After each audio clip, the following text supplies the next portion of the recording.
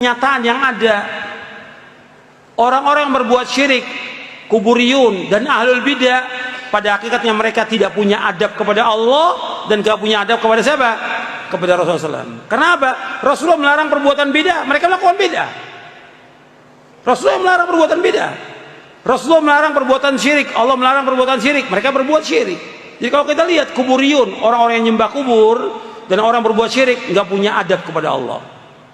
Begitu juga orang berbuat bidah nggak punya adab kepada Rasulullah SAW. Rasulullah yang melarang, kata Rasulullah, wa iyyakum wa muhdatsatil umur fa inna kulla muhdatsatin bid'ah wa kulla bid'atin dhalalah. Jauhkan diri kalian dari setiap perkara-perkara yang baru dalam agama, karena setiap perkara yang baru dalam agama adalah bid'ah dan setiap bid'ah adalah sesat. Nabi yang mengatakan demikian sallallahu alaihi wasallam. Hadis ini sahih.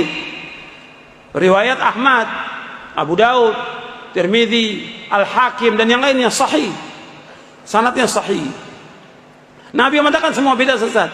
Nabi juga mengatakan dalam riwayat yang lain, dalam riwayat Imam An-Nasai dari sahabat Jabir bin Abdullah, kullu bid'atin dhalalah wa kullu dhalalatin finnar. Setiap bid'ah itu sesat, setiap kesesatan masuk neraka.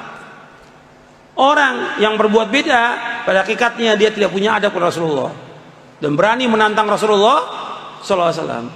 Nabi sudah larang jangan berbuat bid'ah, dia malah berbuat bid'ah.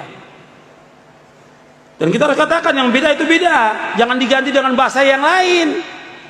Kan sekarang banyak nih, wah bahasa bid'ah ini nggak disukai di masyarakat, jadi ganti yang lain. Nggak boleh. Ini bahasa syar'i yang diucapkan oleh Rasulullah SAW dengan bahasa Arab yang fasih. Bid'ah sesuatu yang diada-adakan oleh manusia dalam agama, yang tujuannya untuk mendekatkan diri kepada Allah, yang Nabi nggak contohkan. Sesat bid'ah semua, nggak ada bid'ah hasanah, nggak ada.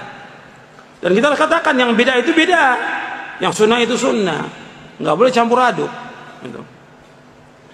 Ketegasan ini penting dalam berdakwah, sehingga orang tahu, oh ini sunnah, ini bid'ah, jelas.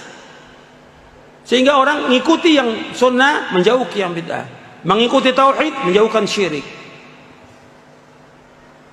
Jangan ketika ditanya bid'ah, waduh saya nggak tahu tuh hukumnya. Ini masalah khilafiyah. Kok khilafiyah? Udah jelas bid'ah, kok bilang khilafiyah? Ya bid'ah, bukan khilafiyah. Nabi yang mengatakan bid'ah. Ini harus ketegasan, ini penting dalam dakwah supaya orang tahu. Dan ini yang mengatakan demikian, pertama Rasulullah SAW. Yang kedua siapa?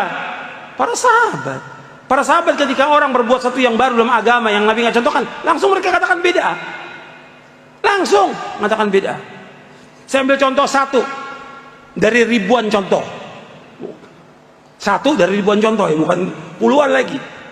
Saya ambil contoh satu. Ketika orang melakukan kunut subuh. Kunut subuh. Hadis yang dhaif tentang kunut subuh.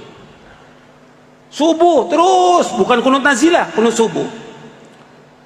Ini Nabi nggak contohkan. Ini perbuatan beda. Yang mengatakan pertama kali bahwa ini perbuatan beda siapa? Sahabat. Kan seorang tabi'i, yaitu anaknya sahabat, bertanya, wahai ayahku, engkau pernah sholat belakang Rasulullah, Abu Bakar, Umar, Uthman, Ali, afakanu yaknutuna fil fajr, apakah mereka kunut subuh? Dikatakan oleh bapaknya, ai bunayya muhdatsun.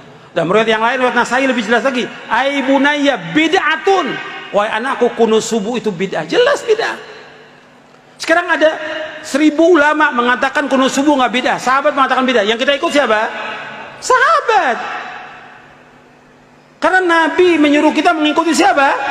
Sahabat radhiyallahu anhum ajma'in, karena mereka merupakan khairun nas, sebaik-baik manusia. Jelas sampai sini? Jelasnya ini